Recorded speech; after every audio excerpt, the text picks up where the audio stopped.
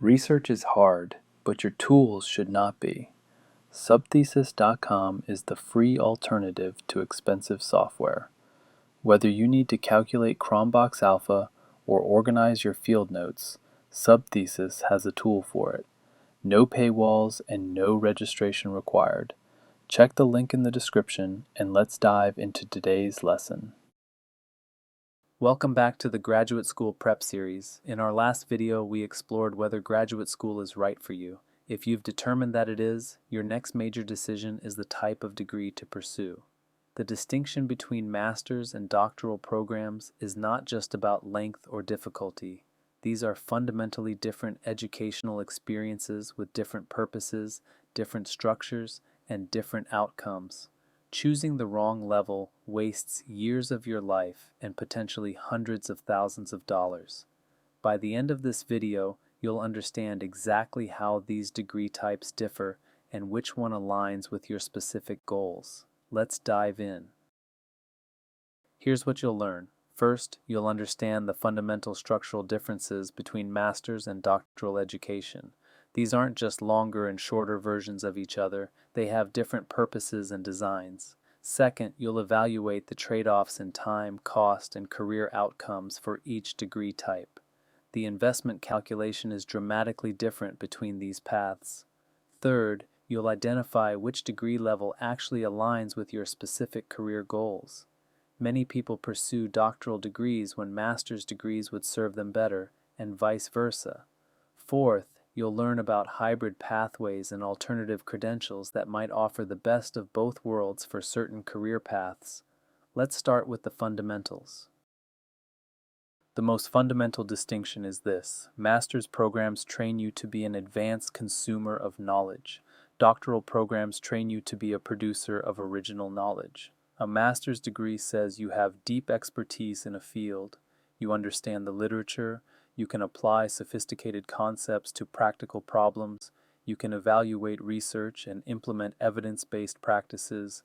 A doctoral degree says you have contributed something new to human knowledge. You haven't just learned what others discovered, you've discovered something yourself. You can design and conduct original research that advances your field. Neither is superior. They serve different purposes. A hospital administrator doesn't need to produce original knowledge to lead effectively. A university researcher does. The problem arises when people pursue doctoral degrees for jobs that require master's level expertise, or pursue master's degrees for careers that genuinely require the research training of doctoral programs. This fundamental purpose shapes everything else: the curriculum, the timeline, the funding models, and the career outcomes. Let's examine the structural differences, starting with coursework. Master's programs typically require 30 to 60 credits, completed primarily through structured courses. You take seminars, write papers, take exams, and accumulate credits toward your degree. The curriculum provides breadth across your field with some depth in your area of concentration. Doctoral programs require 60 to 120 or more credits, but coursework is only part of the experience. Much of your time goes toward independent research, comprehensive examinations, and dissertation work. The courses you do take are designed to prepare you for original research, not just professional practice. Where master's programs give you breadth with some depth, doctoral programs give you extraordinary depth in an increasingly narrow area. By the time you finish a doctorate, you know more about your specific dissertation topic than almost anyone else in the world. That depth is valuable for certain careers and unnecessary for others. The final requirements reveal the different purposes clearly. Master's programs typically conclude with either a thesis or a capstone project. A master's thesis runs 50 to 100 pages and demonstrates your ability to engage scholarly literature and apply it to a focused question. It's sophisticated work, but it's not required to contribute something entirely new to the field. Many master's programs now offer capstone projects instead of theses. These are applied projects demonstrating professional competency, designing a program, conducting an evaluation, creating a portfolio of work. They emphasize practical application over research skills. Doctoral dissertations are different beasts entirely. They run 150 to 400 or more pages and must make an original contribution to knowledge. Your dissertation committee literally asks, "What does the field know now that it didn't know before you did this work?" That's the standard. Before you even begin the dissertation, doctoral students face comprehensive examinations. These high-stakes tests assess whether you've mastered the foundational knowledge of your field. Failing comprehensives can end your doctoral journey. Master's programs rarely have equivalent gatekeeping examinations. Time investment differs dramatically between these paths. Master's programs typically take 1 to 3 years, with 2 years being most common for full-time students. Accelerated programs can be completed in 12 to 18 months. Part-time students often extend to 3 or 4 years while working. Doctoral programs take 4 to 10 years, with 5 to 7 years being typical for full-time students. Yes, program websites may advertise 4 or 5-year timelines, but national data shows the reality is longer.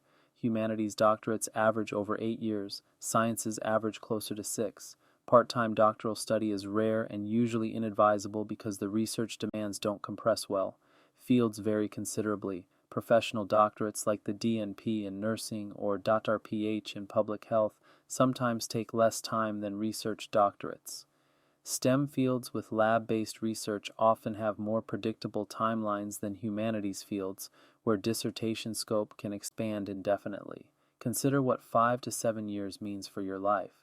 You'll age into a different life stage. Relationships will change. The world will change. This isn't just an extended educational experience, it's a significant chapter of your life.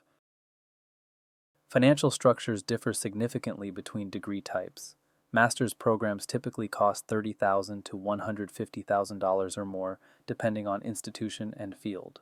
Most master's students pay tuition, though assistantships and employer reimbursement can offset costs.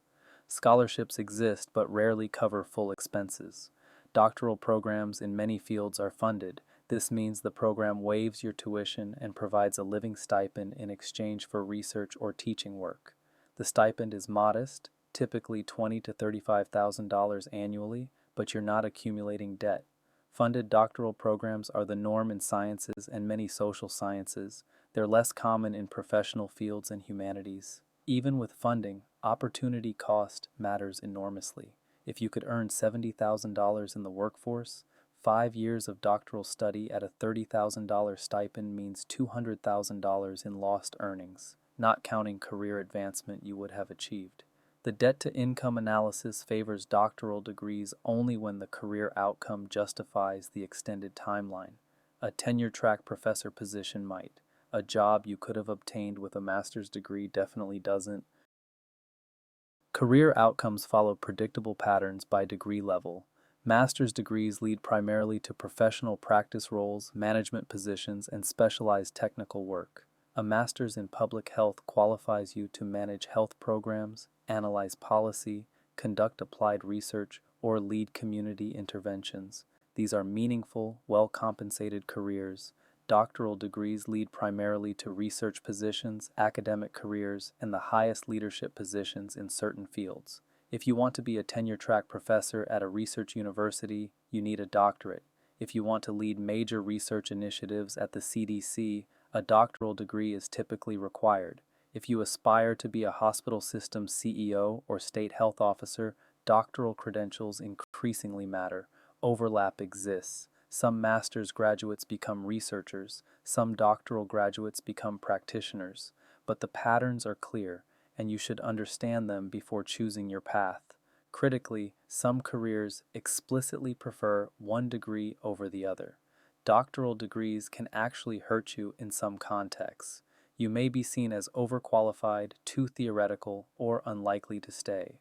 Conversely, certain academic and research positions genuinely require the doctoral credential, and a master's won't substitute.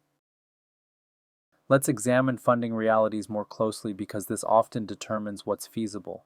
Doctoral programs in research-oriented fields typically offer funding packages. You receive a tuition waiver and a stipend in exchange for working as a research assistant or teaching assistant. This is standard in sciences, engineering, and many social sciences. If a doctoral program doesn't offer you funding, that's a signal. It may mean you weren't their top choice, or the program doesn't properly support doctoral students. Accepting an unfunded doctoral offer usually means accumulating massive debt for a degree with uncertain career returns. Most career advisors recommend declining unfunded doctoral offers. Master's funding works differently. Full funding is rare. Partial scholarships, graduate assistantships that reduce but don't eliminate costs, and student loans are the norm. Employer tuition reimbursement is common for working professionals pursuing master's degrees. This funding reality has implications. Pursuing a doctoral degree often means leaving the workforce entirely for years. Pursuing a master's degree while working part-time is common and sometimes advisable.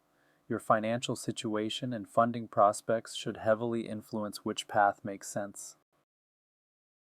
Beyond the structural differences, the day-to-day experience differs dramatically. Master's programs tend to be structured experiences with clear milestones. You move through courses with a cohort of classmates. You know what's expected each semester.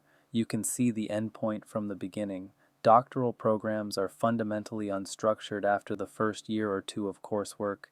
You spend years working independently on research, often in isolation. Progress is ambiguous. Is your dissertation 50% done or 20% done? Often you genuinely don't know. This experiential difference matters for personality fit. Some people thrive in structured environments with clear expectations and social connection. They struggle with the ambiguity and isolation of doctoral work. Other people feel constrained by too much structure and flourish when given freedom to explore independently. Neither is better, but honest self-assessment matters. If you need external deadlines and structured accountability, the doctoral path will be challenging. If you chafe at predetermined syllabi and want intellectual freedom, a master's program might feel limiting.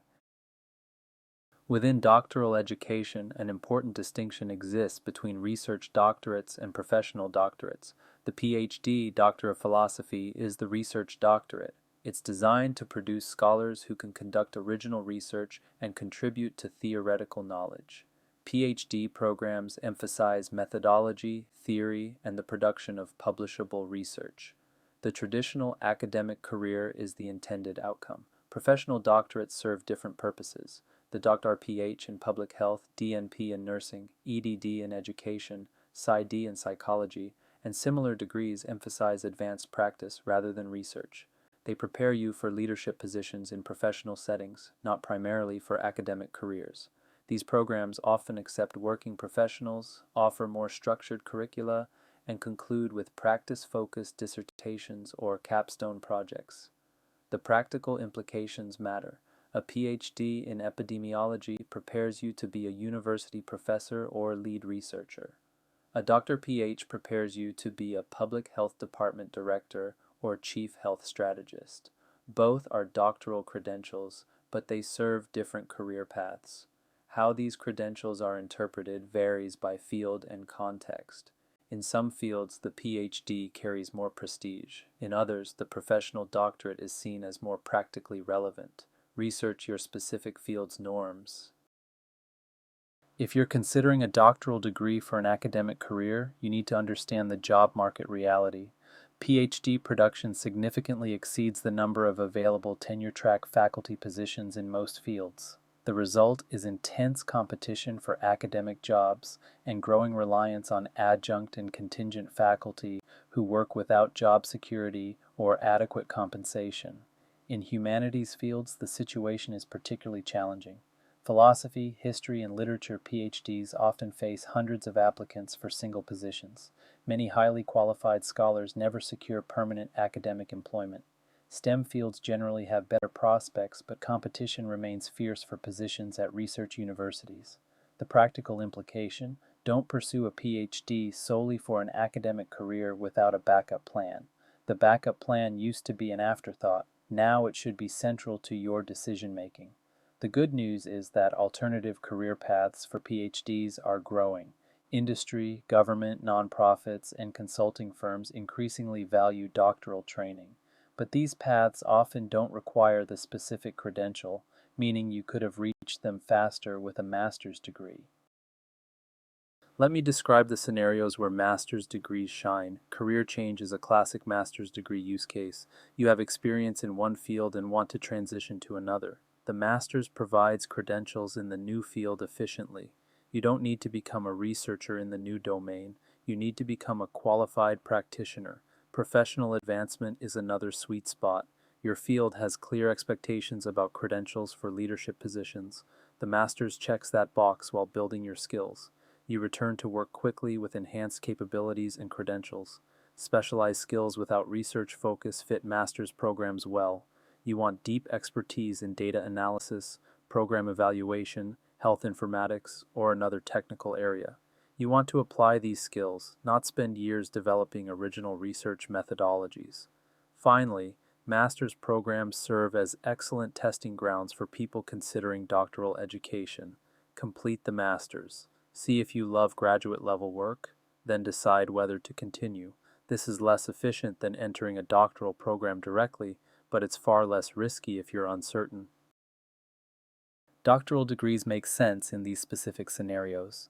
First, when an academic career is your genuine goal, despite understanding the competitive job market, you want to be a professor, you want to teach at the university level, mentor graduate students, and build a research program.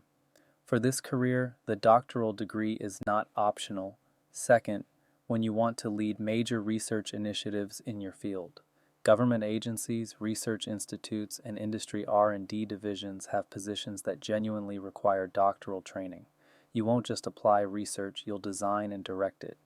Third, when specific positions you're targeting explicitly require doctoral credentials. State epidemiologist positions, chief science officer roles, and similar leadership positions often specify doctoral requirements in job descriptions. Research whether your target positions actually require the degree or merely prefer it. Fourth, and this is valid though rarely discussed, when you want the intellectual pursuit regardless of career return on investment. Some people want to spend years deeply exploring a question that fascinates them. If you can afford it financially and emotionally, pursuing a doctorate for intellectual fulfillment alone is legitimate. Just be honest with yourself about your motivations. Standard master's and doctoral paths aren't your only options. Combined programs compress timelines. Bachelor's to master's programs let you earn both degrees in 5 years instead of 6. Some doctoral programs admit students directly from undergraduate, combining master's and doctoral training. Not all master's degrees are equivalent in purpose. Terminal master's programs prepare you for professional practice. You're done after the master's. Doctoral preparation master's programs prepare you for PhD study. The master's is a waypoint, not a destination. Knowing which type you're entering matters for your trajectory. Graduate certificates offer targeted credentials without full degree programs. A certificate in biostatistics or health informatics can add specific skills to your existing credentials in 12 to 18 credit hours. They're efficient for filling specific skill gaps. Dual degree programs combine related fields. The MPH-MBA develops health management leaders. The MD-PhD prepares physician scientists. The JD-MPH prepares health policy attorneys. These combinations often take less time than earning degrees separately and create distinctive professional profiles. When evaluating programs, ask questions that reveal reality, not marketing. What percentage of students who enter actually complete the degree? Dropout rates vary dramatically across programs. A program that admits students it can't support will have high attrition. What is the actual average time to completion, not the advertised minimum? Programs often promote the fastest completers while hiding the average. Ask for median time to degree, not minimum. Where do graduates work after completing the program? Ask for specific information, names of employers, job titles, and sectors. Vague claims about graduates' success mean nothing. Ask to speak with current students and recent alumni. What funding is available and how is it distributed? At the doctoral level, understand whether all admitted students receive funding or only some. At the master's level, understand realistic scholarship amounts and assistantship availability. Don't accept brochure statistics. Dig for ground truth from people who've experienced the program. Watch for these warning signs. For master's programs, taking on significant debt for a field with modest salaries is dangerous. If your master's degree leads to a $50,000 salary and you've borrowed $75,000, the math doesn't work. Also, pursuing a master's degree primarily to delay career decisions is expensive avoidance. If you don't know what you want, a master's degree won't clarify that. For doctoral programs, an admission without funding is a warning sign. Either the program doesn't properly support doctoral students or you weren't a competitive applicant. Either way, proceeding is risky. Also, entering a doctoral program where the only acceptable outcome is a tenure-track academic position is increasingly dangerous given market realities. If you'd consider yourself a failure without a professorship, you're setting yourself up for likely disappointment. Both paths have warning signs around motivation. If you're pursuing either degree primarily because you don't know what else to do because family expects it, or because you want the status without the work, you're entering for wrong reasons. Use this framework to choose. Question 1. Do you want to produce original research as your primary work? If designing studies, collecting data, analyzing findings, and publishing papers sounds like your dream job, the doctoral path makes sense. If research sounds like a means to an end rather than the end itself, master's training is likely sufficient. Question 2. Does your specific target career genuinely require doctoral credentials? Not prefer them, not benefit from them, but require them? Research actual job postings? Talk to people in those roles? If doctoral credentials are optional, think carefully about whether the additional years are worth it. Question 3. Can you realistically commit 5 to 7 years to graduate education given your life circumstances? Consider relationships, finances, family obligations, and life stage. If 5 to 7 years feels impossible, the master's path may be more realistic regardless of your preferences. Question 4. Is your primary goal practice or scholarship? Do you want to do the work or study the work? Practitioners need master's degrees. Scholars need doctorates. There's no shame in either choice, but clarity helps. Make this decision with good information. Talk to professionals currently in the roles you aspire to. Ask about their educational paths and whether they'd recommend the same path today. Ask whether their credentials were necessary or just helpful. What would they do differently? Consult current students in both master's and doctoral programs. Ask about their experiences, their motivations, and their satisfaction. Would they make the same choice again? What do they wish they'd known before starting? Analyze actual job postings for your target positions. Don't rely on general impressions. Look at 20 or 30 real postings and note whether they require, prefer, or simply accept various credential levels. This data tells you what employers actually value. Trust your self-knowledge about work style preferences. Do you thrive in structured or unstructured environments? Do you prefer collaborative or independent work? Do you want to be doing research or using research? Your honest answers guide the right choice. Let's summarize. The fundamental distinction is purpose. Master's programs train advanced practitioners who consume and apply knowledge. Doctoral programs train scholars who produce original knowledge. Both are valuable. They serve different functions. Time and financial investment differ dramatically. 2 years versus 5 to 7 years. Often significant debt versus often funded. These aren't minor differences, they're life-altering decisions. Your career outcome should drive your degree choice. What credentials do your target positions actually require? Not what sounds impressive, but what's genuinely necessary for the work you want to do. Finally, match your work style to program structure. Master's programs offer structure and clear progression. Doctoral programs offer freedom and ambiguity. Know yourself. In our next video, we'll go deeper into a specific comparison that matters for many of you. MPH versus Dr. PH versus PhD in public health.